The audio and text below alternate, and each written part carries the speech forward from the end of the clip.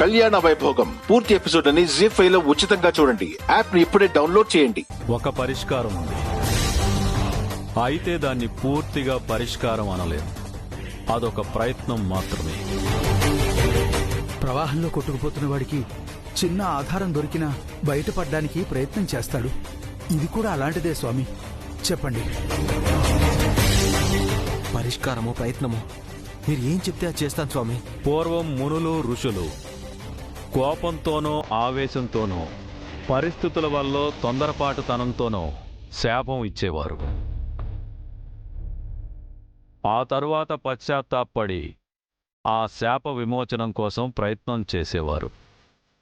అలాంటి ఒక ప్రయత్నమే ఈ తాళపత్ర గ్రంథాల్లో వివరించబడి ఉంది.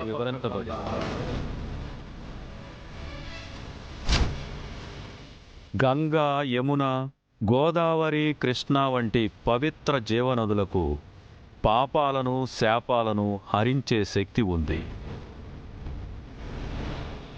ఆ నదుల తీరంలో వెలసిన ఆలయ దేవుని సమక్షంలో ఒక క్రతువు జరిపించాలి.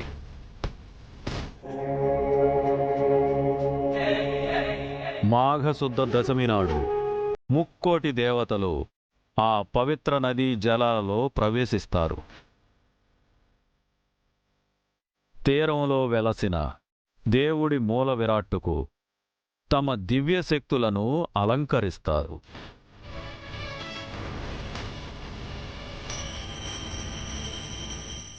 ఆ సమయంలో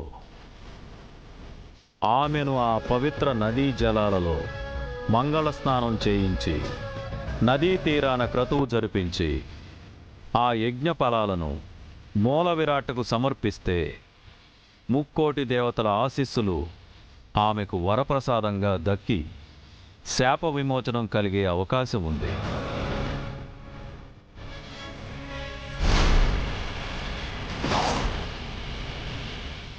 కానీ పూర్తిగా శాపం తొలగిపోతుందని చెప్పలేను.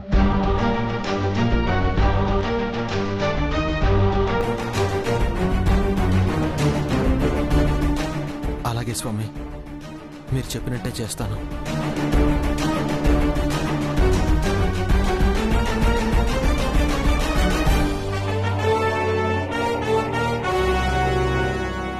ఒక మంచి పరిష్కారం చూపారు స్వామి.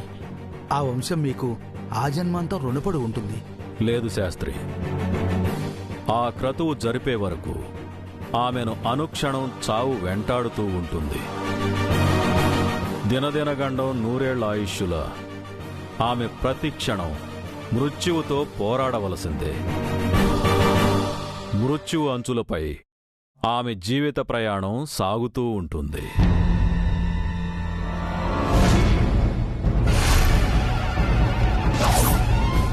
కళ్యాణ వైభోగం పూర్తి ఎపిసోడ్ అని జీ5 లో ఉచితంగా చూడండి. యాప్ ని ఇప్పుడే డౌన్లోడ్ చేయండి.